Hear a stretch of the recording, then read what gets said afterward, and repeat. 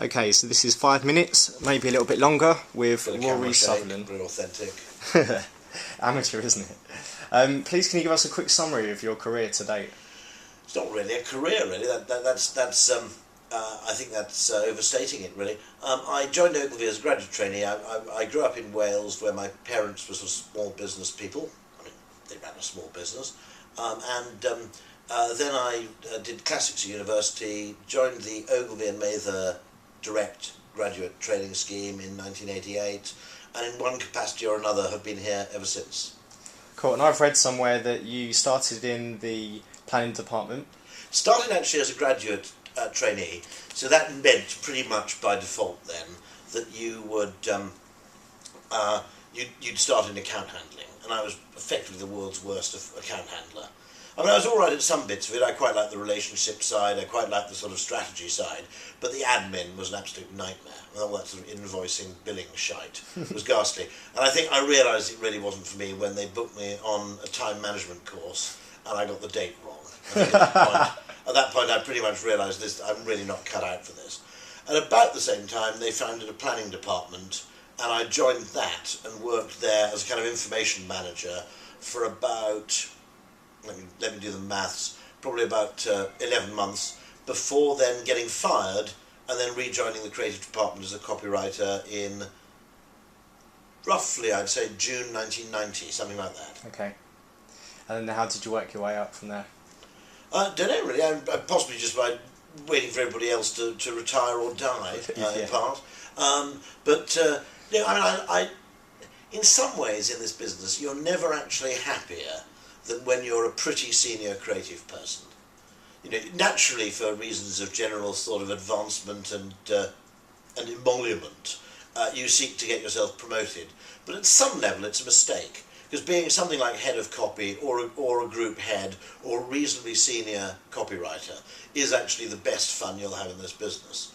All that happens afterwards is you get more money, but actually the pleasure you gain from getting more money is actually more than counterbalanced by the amount of shit that lands on your desk.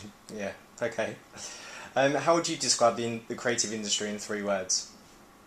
How would I describe being... How would you describe the creative industry in 3 words? There isn't a creative industry, really. I wouldn't define it that narrowly. But if you had to do 3 words that describe a creative business, I suppose it's making money mentally. Okay. If you were sand and someone dropped litter on your beach, what would you say to them?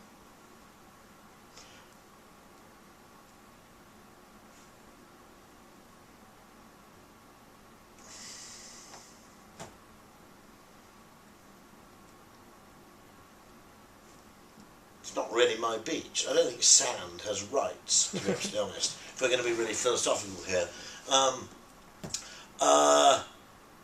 You're interestingly assuming that I mind. Yes, that's which true. I think is a dangerous assumption. My great aunt lived overlooking absolutely beautiful countryside for the first sort of 40 years of her life.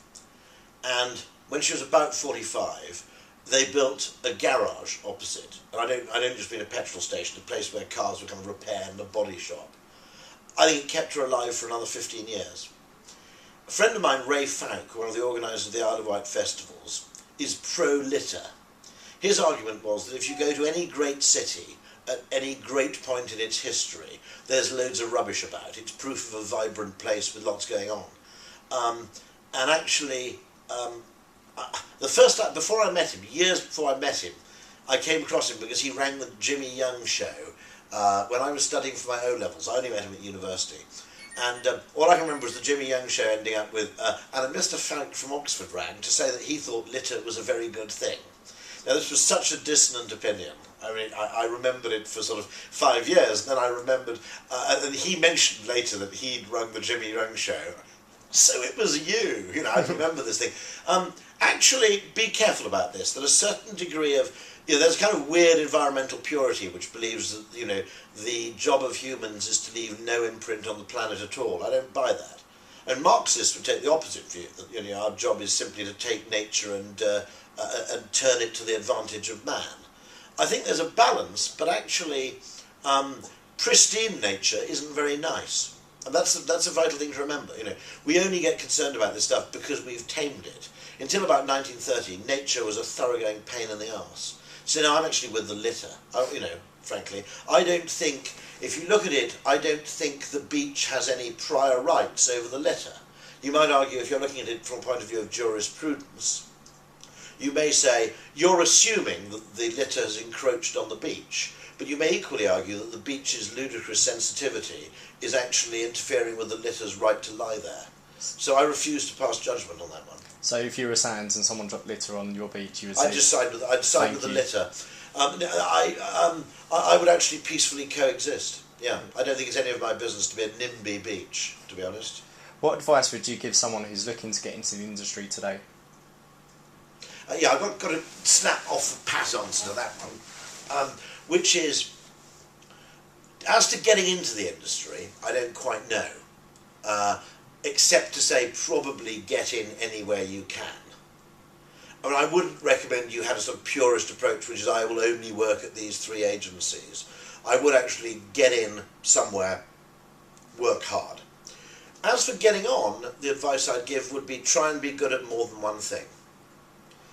If you actually try and be the best in the world at one thing, you're up against millions of other people, and statistically one of those other people will be better than you. But if you combine 2 completely disparate interests, you can actually be the best person in the world at combining those 2 things. Statistically, it's much more likely. If you're the best person who understands flower arranging and table tennis, statistically you can be really good at combining those 2. Now that sounds silly, but if the 2 have just a reasonable overlap between them, you can in fact find that all the really interesting progress that happens in science, technology and the arts now is happening in the overlap between different fields, not within specific fields themselves. And what would you say that you have excelled in? True life crime, crosswords, behavioural psychology, and also, weirdly, although I don't make much of this, although I'm a creative person, I'm reasonably numerate. So I did A-level mathematics.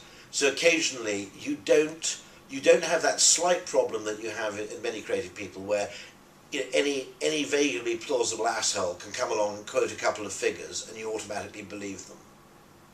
So being tolerably numerate is quite useful. If there's a discussion about whether it is to be a media schedule or database analysis or whatever it is, if you can at least reasonably contribute or at least follow the argument, you'll be a lot better off.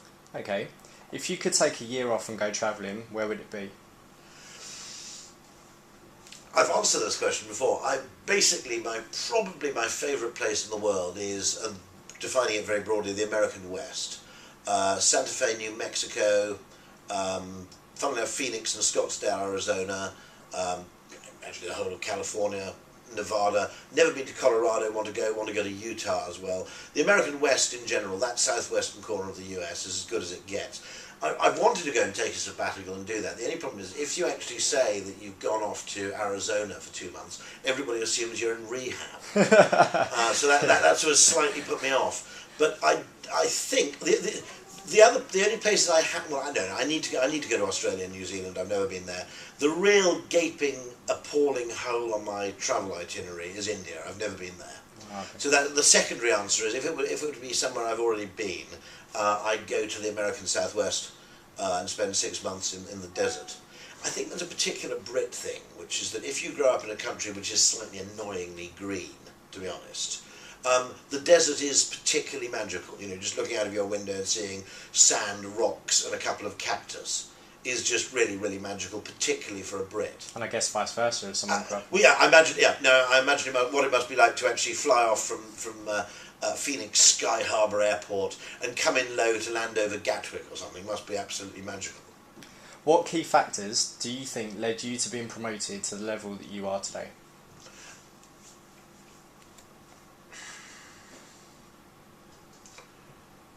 A little bit of it was that I was too bad at the junior jobs, in a way. So I suppose one factor I'd include is that, there are quite a few people who are actually much better at doing the senior job than they are at doing the middle ranking job.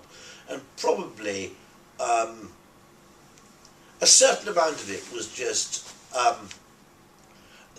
The only thing I'll give myself credit for, by the way, a huge amount of this is just luck, timing, fluke, happenstance. So that's the first thing. We always tend to look at people's careers as if they follow some sort of strict narrative arc, and we look for sort of virtue rewarded and all this kind of stuff. The fact of the matter is, if Bill Gates had been sick for one day in 1979 or 1981, he'd now be worth $500,000.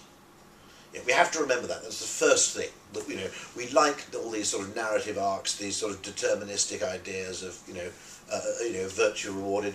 A hell of a lot of this shit is luck. It really is. And actually, the second you forget that and start believing that you're the author of your own success, you're dangerously wrong. So that's my first caveat. The only thing I would say is that I'd sort of give myself credit for, if you want, is I actually weirdly have an aversion to my comfort zone, which is I do always, the things I find frightening, like public speaking, which I find bizarrely quite frightening, I try and do more of. So that's one thing, which is I do actually sort of stretch the comfort zone as much as I possibly can. And I suppose the other thing is I don't really have. Yeah, same answer really. There isn't ground in which I'm afraid to tread. So I think quite a lot of people in marketing have become absurdly deferential to other areas of business, and they see their job as being colouring things in. Now my point is, let's ask a bigger question: what is the fundamental economic role played by advertising and marketing? Where do we fundamentally add value to things? And actually, I think just asking occasionally slightly bigger questions has been quite useful. Okay. Have you ever been arrested? No. I've been detained by the police for various bizarre reasons, none of which make any sense. It is actually worth remembering that I'm a middle-class white bloke driving a Jag, and every now and then I get stopped by the police for totally gratuitous reasons. Now, if I were, black or wearing a Burberry baseball cap, I would assume that was police prejudice. In my case, it probably isn't prejudice. It's probably just that the police are faintly bonkers. And I do wonder actually whether the police come from such a narrowly defined social milieu that they really don't know what normal is anymore. I mean, I always found it extraordinary, that arrest during the Joanna Yates trial, the arrest of the English master, bang him up, Sarge, he hasn't even got a television. He's got poetry, he reads poetry for pleasure, And if you look at it, there's always this weird police thing of arrest the local nutter, But the police definition of nutter is extraordinarily catch-all, Colin Stagg being another case. Well, the fact is, within 100 yards of any crime scene, there's a Colin Stagg and there's a Chris Jeffries.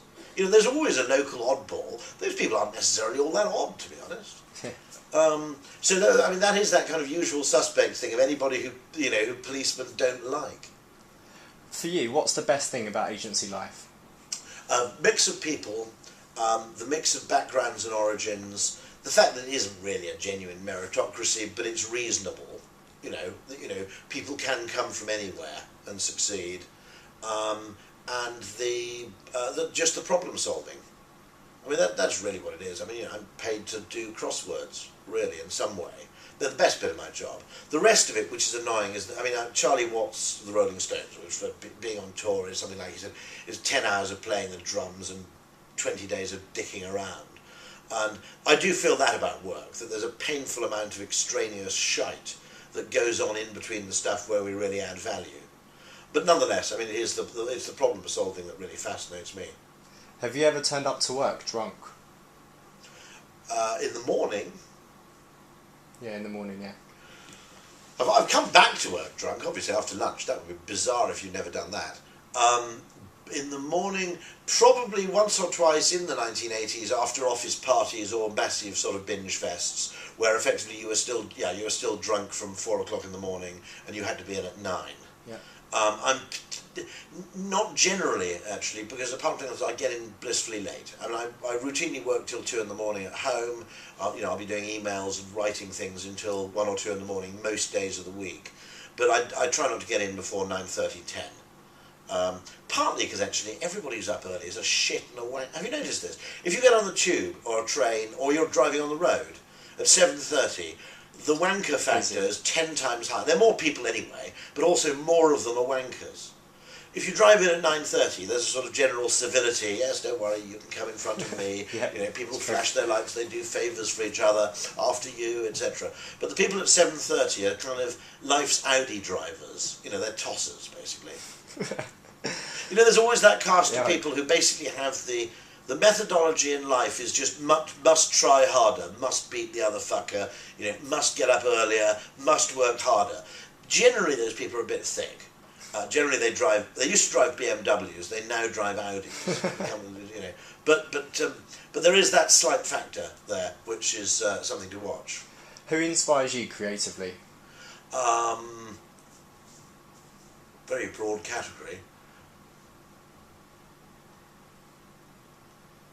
Maybe the strangest answer is Ronald Reagan, because actually he did 5 different things really pretty well. That's an eccentric answer, but actually honest. I mean, I'm a weird Reagan fan. Partly actually because, of course, he proved the point that actually, you know, real ability in many jobs, including that one, isn't about intelligence particularly. It's about, you know, clarity of thought in some cases. Other people who I'd really admire creatively would be, I'm just trying to think which field. Alan Bennett, really good writers of the Rod Liddell school, you know, really good journalistic writers. Unfashionably, I quite admire Clarkson as a writer. Actually, you know, I think P.J. O'Rourke, I'd be a big fan of. Well, to be honest, I mean, in terms of the blogs I read, Dave Trott, by the way, utterly fantastic in this particular field. Outside the field, Jeremy Bullmore, inordinately. Outside the field, there are also people like really interesting thinkers in the economic field, like Tyler Cowen, guy at George Mason University, or a very eccentric guy called Robin Hanson, or indeed the Freakonomics people, Dubner and Levitt. You know, anybody who effectively manages to look at something in a completely new and different way. Tell you what doesn't inspire me. Most extraordinary thing this year, we had an Ogilvy trip to Rome for the Creative Cadre, and after traipsing through a whole load of the Vatican, finally got to see for the first time in my life, admittedly after the restoration, the Sistine Chapel ceiling. I thought it was complete shit. Have you seen the thing? Oh, yeah, it's overrated. I think it's overrated. Total crap. He can't paint women. One wall is just gay porn. I mean, it could be just editorial from editorial from Men's Health magazine, blown up lard. Well, that's fine. I've got nothing against it, but I don't quite see what it's doing in a chapel. Okay, the restoration, I suspect, has ruined it because it's turned the thing into kind of Teletubby colours, which are absurd. But there's a Botticelli which is sort of 30 feet down, which is far finer than anything higher up. And that was one of the great disappointments of my life. I'm not. But I mean that just struck me. I mean, the people don't look like people. Show me the face that you pulled when you saw it, and show me the disappointment. I mean, to be honest, it's supposed to be this religious inspiration. You made me want to put on a Rangers shirt and beat up a priest. I've never seen anything that had the great opposite effect that was intended. An extraordinary thing. Rory, what's the most embarrassing thing to happen to you in a pitch or on stage when talking? The most embarrassing thing is very easy. I mean, the most embarrassing thing I fear has not yet happened. I live in terror of something like bowel collapse or or bladder failure while standing at the podium. That's why I always much prefer speaking behind a podium, because you do have that small insurance policy. And I'm sure that's yet to come. The one I did have is going to speak at a business conference in Mexico. And I only went for a day, and my thinking was, it's Mexico, it's going to be hot, I must wear a white suit. Not realising that when they wake up, Mexicans don't think, hey, I'm in Mexico, because they live there. So they all think, I'm going to a business conference, I'll wear a dark suit. So I end up in this official photograph for 200 people in front of the University of Monterey, looking like the man from fucking Del Monte, as the only person in a white suit, surrounded by 150 people in dark suits. That was pretty damn silly. Other embarrassing things, I'm absolutely hopeless with client names. That's another thing which I think all creative people are the same. By and large, you can call them Mike. It's a fairly safe bet, provided they're male. Or Dave. Or Dave. Yeah, that's a safe bet, but it's not infallible. But no, that's one area where I am really crap. What do you look for in good creatives? David Ogilvy defined that: an extensive browser in all kinds of fields. In a good copywriter, in particular, you look for inquisitiveness. Dave Trott's advice then is, if you're a bit of a fusspot, become an art director. Dave Trott has a very sort of binary view of the separate roles of copywriters and art directors, but I think they should be quite different. And I think one of the problems with art school sourcing both of them is we've ended up with kind of copy directors and arty writers, yeah. which doesn't have the same. I mean, I think the diversity of a team in solving a problem or understanding a problem is very important. You need to come at things fundamentally from two different angles, because then when both of you are satisfied, you're really onto something. And I think the problem about having, the arty writer and the copy director is that they're a bit too homogeneous in their thinking, and they're both after the same thing. It was rather like when you took media out of agencies. There was always that great thing in 1989, 1991, when I was a copywriter in 91, which is, you got the media bloke, never mind the account man, they can wait. You got the media bloke, the planner, and the creative team in a room. And you bashed through your answers. When all of you were happy, you knew you were onto something. The creative people were happy because the work was interesting enough, the planner was happy because the work made strategic sense, and the media person was happy because actually, the thing made sense in sort of numerical terms. There's always a danger, if you just have copywriters on a solution, they'll come up with an incredibly elegant solution which is seen by 7 people. Well, that's no bloody good if you've got to sell, another 20 million packets of crisps. Those 7 people aren't going to do it. And if you've got the media person, the planner, and the creative team happy, you knew you were onto something. The likelihood of the thing actually working was quite high. And so I think the diversity of teams is really important, and having copywriters who are fundamentally different to art directors really matters. And to be honest, Frank, you could have solved the financial crisis. As I said, if you put me in charge of Goldman Sachs in 2005, my first executive decision would have been to employ 2 Marxists. And I would have said, okay, here's 50 grand a year, which is probably quite a lot for a Marxist. Well, they can't complain anyway because they're fucking Marxists. And he'd say, okay, you sit outside the office, you grow your beards, you read your Morning Star, doesn't really matter, but for 2 hours a day you've got to come in and tell me why what I'm doing is wrong. And if you just had a little bit of dissent within the banking world, instead what you had was complete monoculture. And monocultures are dangerous because they're very, very volatile. They don't have any kind of damping mechanisms. And so that's the first thing. And I really believe about diversity in terms of groups of people. And that means women as well as men. It means ethnic diversity. Because when you have a bit more breadth, you have, first of all, more sources of imagination. And you also have more, as I said, more self-correcting mechanisms. Here comes, is there Dr. Pepper? I totally forgot. I'm so Oh, don't worry, sorry. no, Dr. Pepper. Don't worry. Do you want a Dr. Pepper? I'm so 0. sorry. 0. Yeah, anything, yeah, it's It's fine. good because it's not a cola and it's not a root beer. And it's diet. Yeah, there we go. No. I'm so sorry, I've just realised Don't I've worry. had one of these nightmare days. Pav wanted to have a quick word before you go. Don't worry, I'll only be another and 2 minutes. You go at 4:20, but I will bring you your drink. No, we need the Dr. Pepper. Thank you ever so much. Now, the other thing is that if you look at company boards of directors, they're dominated now, in the UK in particular, by people with a finance background or an engineering background, but a mechanistic, numerical background. And they aren't counterbalanced by people. Now, I'm not suggesting you necessarily put marketing people on the board, but there should be someone with a soft skill, psychology, behavioural economics, marketing, or someone to actually occasionally challenge the unwarranted supremacy of the kind of autistic, numerical, deterministic shareholder value model of business.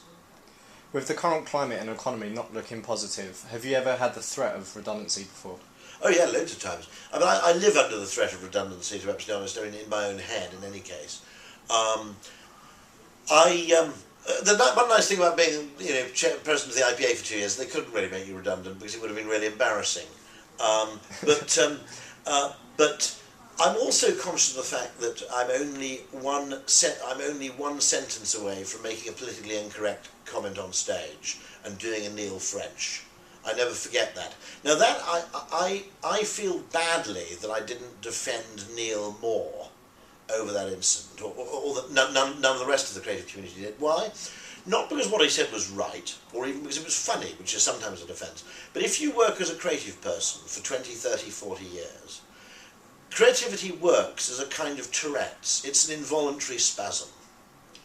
And in a way, when I'm looking for creative people, I'm slightly wary of creative people who are sort of politically correct and self-censoring. Because actually, as Ted Hughes describes poetry, he says, poetry is what happens when a thought escapes your brain's inner police force. And that applies to politically incorrect comments, it applies to, slightly dubious off-colour jokes and humour. David Ogilvy was absolutely obsessed with shit jokes, with scatological humour, for example. And actually I think there should be, just as French wine merchants are allowed a certain amount of leeway as far as drink driving regulations go, I think that if you're asked to work in a creative business like this, you should be accorded a certain degree of leeway in terms of political incorrectness. Because, as I said, the creative process it's a Tourette's, it's a spasm in some way. What's your favourite advertising campaign of all time? Crikey. Howard Luck Gossage, favourite person in a way. It's probably from my own era something. I'm not going to say Burn Back because I think it's too commonly cited, and I think what they did was absolutely brilliant.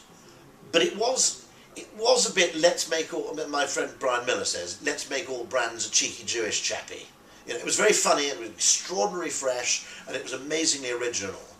But for total variety, it was Howell Henry in the early period of my working career that really hit it. In the sense that every goddamn thing they did was totally different and spectacularly original. And the fourth emergency service would have to be up there in my top 10. Funnily enough, it does exactly what it says on the tin, which is the postmodern ad, which they were absolutely humiliated by before it ran. They thought they were just going to be laughed out of town for running it, and it turned out to be a success. I unconventionally even quite like the first direct advertising. But that was stuff which was absolutely redefining what advertising was about. And so that was one reason I liked it, but there's a more important reason I really liked it, which is if you're working in direct marketing at that time, or you're working in sales promotion, or you're working in any of the other sort of marketing disciplines, you really admired what BBH did, but you couldn't have done it yourself because you didn't have a budget of 800,000 quid. Now that's not to say you could have done it if you had a budget of 800,000 quid. You probably wouldn't. But you couldn't have done it in any case because you weren't working to that kind of budget. But you could do, with a budget of 50,000, you could try and do what Howell Henry were doing. And so for that reason I always think of them as, in a way, that their influence was greater than their commercial success. They're the velvet underground of ad agencies. But they were a truly magnificent inspiration to someone like me or my 100 colleagues who were working in direct marketing at the time with sort of 5-figure budgets. And just about once or twice I managed to do something which I thought was HHCL worthy. Jane Austen books, a few things like that I did, which I thought were up there. What's the best brand you've ever worked on? I like, actually, at the moment I like British Airways enormously, because actually it's in the ascendant again. To fly to serve? I'm perfectly happy. I think we as ad people, we slightly are too ready to disparage a heritage, which of course is a unique selling point, but also if you're a behavioural economist, you realise we always find it a bit funny when you go to New York and businesses say established 2003 or established 1997, because you're a Brit. If you're Twinings, you can say established 1705. Psychologically, to us in our limbic system, heritage and longevity is really, really important. Because there are two kinds of capitalism. There's the short game, that's the tourist restaurant where you sell someone a shit meal, rip them off and hope they bugger off. There's no prospect of repeat business, you're simply there to make a quick buck out of every mug who comes through the door. That's the short game.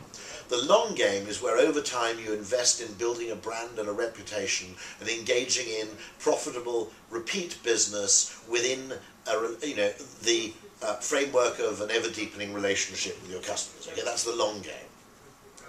Patently, Twinings, 1705, my local building firm, by the way, in a village called Braisted in Kent, who are called Dirt Mills, have been going since 1570, father to son, Dirt Mill. Wow. Now, I've always wanted to ring them up and ask them to do some building and say, how do I know you're not just fly-by-night cowboys who are going to disappear in the morning? They've got a pretty good answer to that. They've actually been doing it, they could have built the Globe Theatre if they wanted to, or been low enough. Now, the interesting thing is longevity proves you're playing the long game. People who are long established can do that difficult business of actually surviving over time and building up a reputation. It's the reputation and the heritage that keeps businesses honest. And we instinctively know this and are drawn to businesses with a bit of heritage. Okay, let's move on to a quick fire round. So these are one-word answers. FWA or NMA?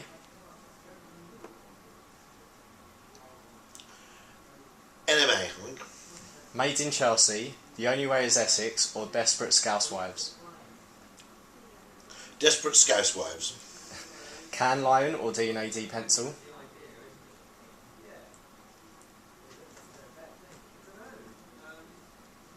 Lion. Digital design or graphic design? Digital design. Creatives or suits? Creatives, I think. Apple or Android? I can't answer that one word because I'm an Apple Pad user and an Android phone user. Interesting. So I'm actually agnostic. Okay. Yeah. Degree or no degree? Degree. Retained work or pitch work? Pitch work. Web or mobile?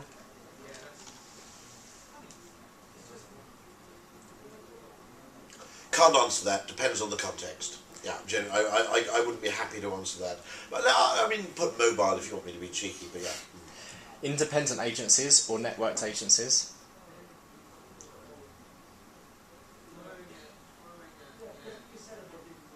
I can only answer that networked agency. Although there are times when I doubt. Yeah.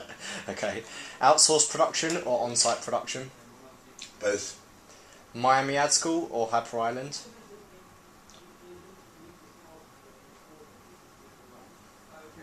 What about Richmond, Virginia? Rick Boyko's place. That's the third way. Okay, I'll take that. Watford or Bucks?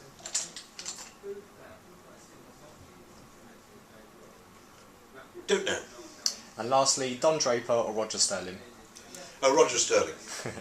Cool, thank you very much. Pleasure.